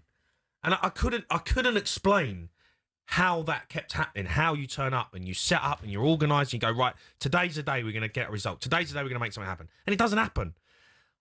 It's so difficult to change that mentality. And the only way you change that mentality, I guess, change your manager, change your fortunes from top to bottom. Yeah, like the whole outlook. You can sit here and give a team talk and a spirited performance and a Winston Churchill like sort of, come on lads, let's go out and get the victory. But if the fundamentals are not there, are in place at Tottenham like they are, you're in big trouble. Recruitment, training, mentality of the board, right people in at the right places, like sporting director level and manager level, coaches, physios. If everything's not right, eventually you can't change that. It's so difficult to change, and that's where Spurs are at. I think they've got so many things wrong there that now they've found a positions where it's panic stations, and they've got the last roll of the dice is to get a new manager.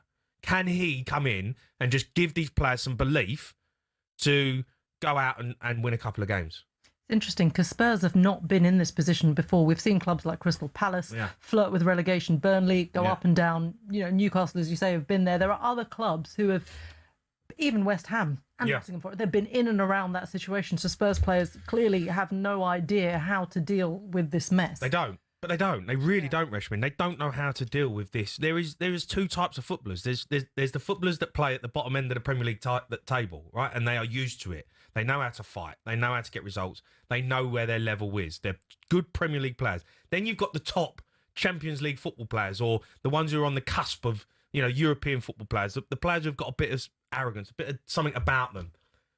They're different mentalities. They're different types of footballers.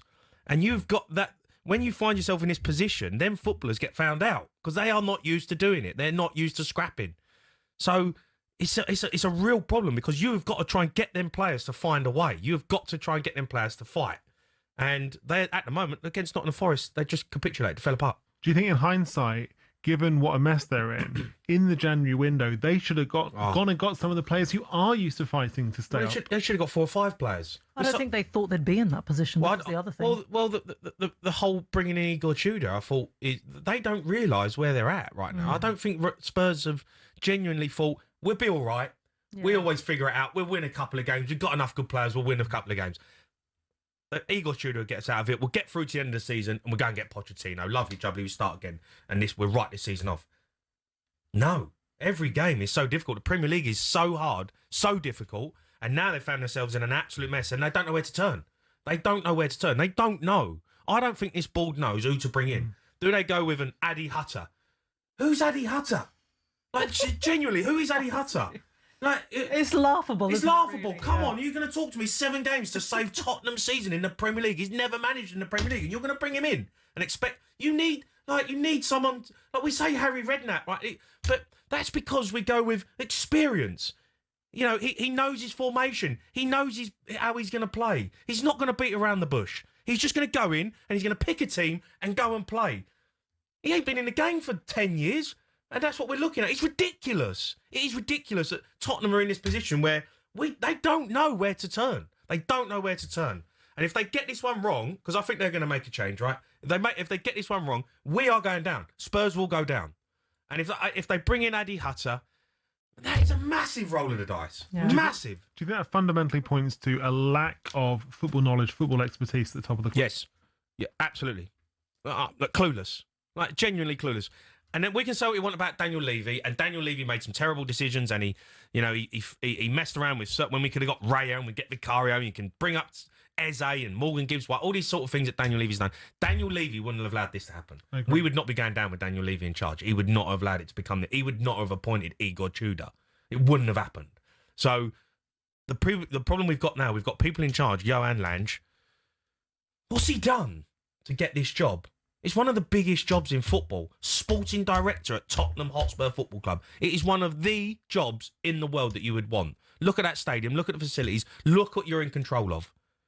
How can you get it so wrong? How can you get these decisions so bad? It's like we're sitting here, we're fans, we're pundits, and the things we come out with, I'm sitting, what are they doing? What decisions are they making? It's remarkable. And I sit and people go, Jamie, you could do that job. And I go, yeah, but... And actually, sometimes I sit there and think, yeah, I could.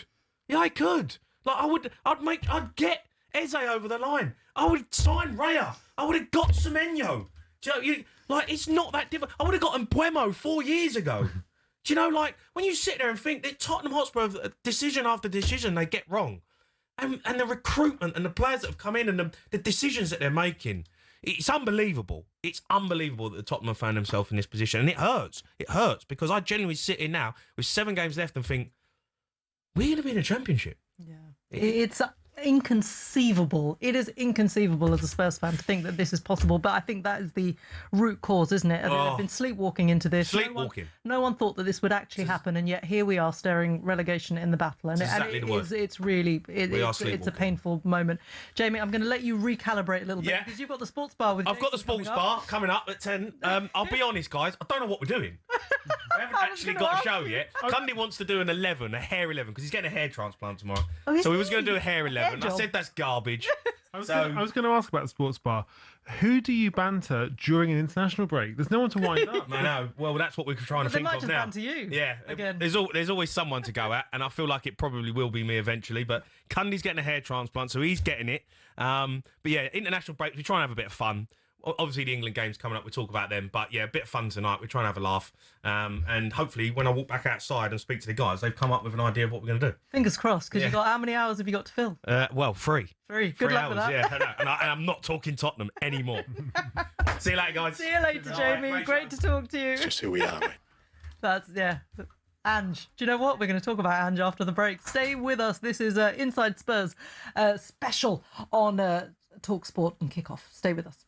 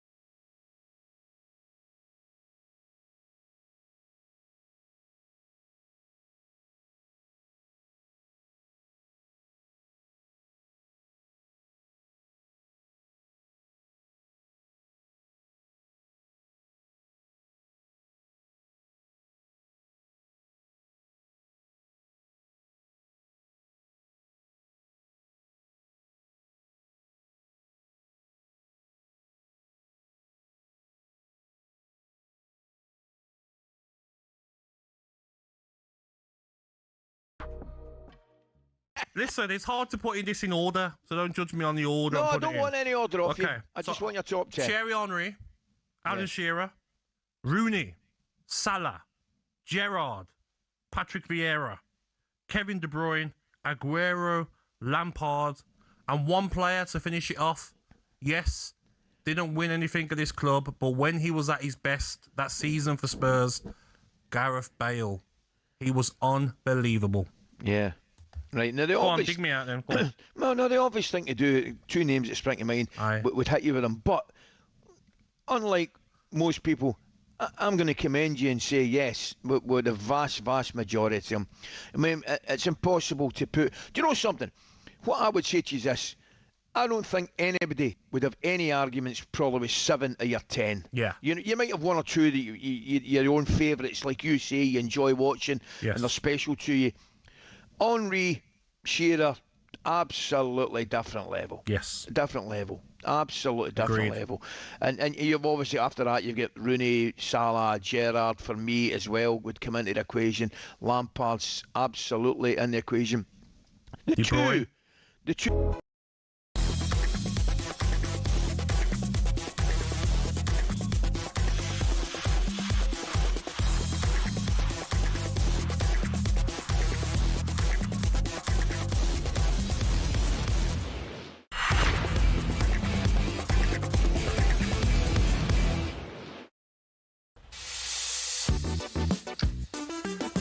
A kick-off special for you here on talkSPORT this evening. We've been talking about Tottenham Hotspur for the last couple of hours. Are they too good to go down? So much interesting insight from the likes of Jack Pitt-Brooke, who's still alongside me, Brad Friedel. We just had Jamie O'Hara saying he could have done a better job than Igor Tudor as well, but fantastic to hear from him, of course. Stefan Borson talking about the finances as well at Tottenham Hotspur. We're going to continue our chat on Spurs in a moment, but first there's been a goal at Old Trafford. Natalie Pike. Manchester United 2, Bayern Munich 3. We're into injury time here, and it's substitute Barbara Dunst with the goal of the night. She picked the ball up just inside the 18-yard box, took a little smart touch, and then curled the ball home. Heartbreak for United, who now just have moments to try and find a third equaliser of the night. It's Manchester United 2, Bayern Munich 3. Thank you very much, Nat. Jack, look, we've talked about so many kind of themes that have probably led Spurs to this point. Of course, there was a huge moment last season where, of course, they finished in 17th, but at that time there were 3 worse teams in the Premier League than Tottenham Hotspur, so they were able to survive, and Spurs, of course, won the Europa League. You were out in Bilbao, I was out in Bilbao, you were out there working, I went out with my brother, and we had the most amazing time. And it was incredible for Spurs fans, actually. Feels like a long time ago. It feels like a different era, actually. Yeah. And of course it was under Ange Postecoglou, who was lambasted for that comment, I always win in my second season. But do you know what? He did it. And interestingly, I bumped into Ange Postecoglou at in Paris a couple of weeks ago when he was out there with UEFA for the PSG Chelsea game, and I bumped into him in the hotel bar, and had a really long chat with him. I mean, I half hugged him, really, just to say thank you. I told him all about Bilbao, and we had a long chat about where Spurs were. Later on, I was with TNT, and we got him on our show as well, and we were talking about him. And one of the things I did ask him was, do you ever think about what might have been had Spurs allowed you to continue with the project that he had started? And there's something to be said about a group of players and a management team who win something together. It creates a beautiful story. It sets a path for an amazing journey. And of course, we know that was cut off very soon after when Ange Postecoglou was giving his marching orders, and he said, I knew it was coming. Do you think, in hindsight, and hindsight is a beautiful thing, do you think that Ange Postecoglou perhaps should have been allowed to continue the journey? Yeah, it's weird, isn't it? How many times on tonight's show have we said, oh, this wouldn't have happened if they hadn't sacked Daniel Levy, or maybe they shouldn't have sacked Daniel Levy. Like we see everything through the prism of the sacking of Levy, which is obviously this huge event, but we haven't really said, well, what about the sacking of Postecoglou? Like the sacking of Postecoglou was only 3 months before the sacking of Levy, and that was a hugely significant moment in itself. And I think we should all think about what would have happened if they'd kept Postecoglou. I mean, I think the first thing to say is that the decision to sack Postecoglou and replace him with Thomas Frank was the official argument made at the time was that this would make Spurs, I forgot what the exact wording was. It was something like more competitive in all competitions, or to compete on all fronts. Yeah, compete on all fronts. Yeah. And that has just turned out to be total nonsense, right? In the sense that like Spurs have not competed on all fronts at all this season. Like they did okay in Europe, and they've been much worse. They've been much worse in the Premier League. Out of the FA Cup. Yeah. Cup, so in that sense, it's kind of failed on its own terms. The decision to sack Postecoglou has failed on its own terms, and I think that the kind of underpinning logic when they did it was, we'll make Spurs, we'll make Spurs like hard to beat, which they haven't been. We'll make them better at the back, which they haven't been. We'll make them, more tactically flexible, which they haven't really been either. So in that sense, it's been a disaster. I think, and so even at the time, I think there were a lot of people. I think Spurs had quite divided on this at the time. I think there was obviously a huge amount of like public support for Postecoglou, but I think now you'd really struggle to defend the decision to do it. Look, I don't think Postecoglou was perfect. I think he had flaws and weaknesses like every manager, but I think that it's impossible to argue that in hindsight, it was the right thing to do, I think. Or that they would not have been better. And I think, frankly, a lot of people think, actually, I would have liked to have seen that. I would have liked to have seen them have another go. And the one other thing that Postecoglou had, which I think is, and I think, we've talked about, I think we've been quite nice to Daniel Levy over the course of this show, but I think we've got to be really critical on this point. It was such a mistake to think that the football that Ange Postecoglou played, which was such a kind of, so at one with the sort of historic traditions and expectations of the fan base and the football club, to take that away and then to go for a completely different style of football played, orchestrated by a completely different manager, that was just a really bad football decision, I think. And I think that given how bad the football's been this season, and given how bad the results have been this season, I would have loved to have seen Postecoglou get a third go at it. But with proper backing, the backing he didn't get in the summer of 2024. Established players, experienced players. Postecoglou went on a different podcast recently and listed the players that he wanted. And they're top players, So I think he said Semenyo, Gahey, Neto, Eze, the really, really good players who I think could have made a big difference. And I would have loved to have seen him backed with players who could come in and make a difference. Not, as much as I really admire them as players, but not Bergvall, Odobert, Gray. But like 25-year-olds on big salaries who can come in and make a difference to the team, because he didn't get that. And he's not the first man, not the first or the last Tottenham manager not to get backed with the players that he needed to actually execute his vision. But yeah, that remains the kind of fascinating path not taken, really, because I think third season of Ange could have been fascinating. Yeah, would have created a lot of headlines for sure. It's interesting because when I was speaking to him, I did actually say that you were the only person who came in and said, we're going to win a trophy. And this is, apart from Mourinho and Conte, who also weren't backed and given the tools to do what they wanted to do. Ange had this vision of actually changing the mentality at Tottenham, where it's not just, well, we're safe, we can just go for Europe, we can go for top four, we don't need to challenge for the league title, we don't need to challenge for this. He said, no, I want this team to actually win trophies. And he created that mentality amongst the players. They fought at the end, and it's ironic, isn't it? Because we were saying just off air that actually, given the situation that Spurs are in, maybe Ange Postecoglou would be the perfect person to come in and try and get them out of this mess. Yeah, and he just really, on a fundamental level, he understood what it took to manage a big club. You have to carry yourself a certain way. You have to talk a certain way. You have to be the figurehead in public.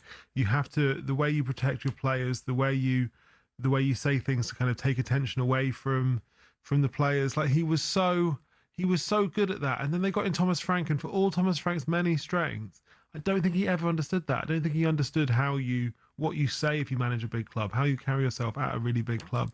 And I think Spurs have missed that so much this season. They missed it more than they ever realised. And that again just shows you the lack of strategic vision. It again shows you the mistake Daniel Levy made last summer, because you can't replace that sort of that energy that Ange Postecoglou had. And I think they've missed it. They really have missed it. Never know what you've got until it's gone, do you? It's been absolutely fascinating today. But before we go, we want to have a really quick word for our dear friend, colleague, and huge Spurs fan, of course, Danny Kelly. He revealed last week, didn't he, that he has throat cancer. He started his chemotherapy as well. We want to wish him all the best. And Jack, of course, you host a podcast alongside Danny, and I'm sure you'd want to wish him all the best too. Yes, I do the View from the Lane Spurs podcast with Danny, which I've done with Danny for about 5 years now. And we've been I'm sure, just the same as talkSPORT have, I'm sure we've been completely overwhelmed by positive love and messages for Danny ever since Danny told us about his illness and his treatment. And I think I can speak for everybody in the View from the Lane community, as well as, to be honest, the talkSPORT community and the Tottenham community, when I say that everybody is cheering Danny on. I really hope he hears this, because he's obviously having a difficult time at the moment. But the way I put it to Danny is, just imagine the trophy parade in Tottenham after they won the Europa League in May. But just imagine that instead of the bus with the trophy, it's Danny, but the people out there are Danny's fans. His fans on the radio, his fans on podcasts, the fans of his music journalism career. Everybody out there who loves and listens to him. There are millions of people cheering Danny on, just as there were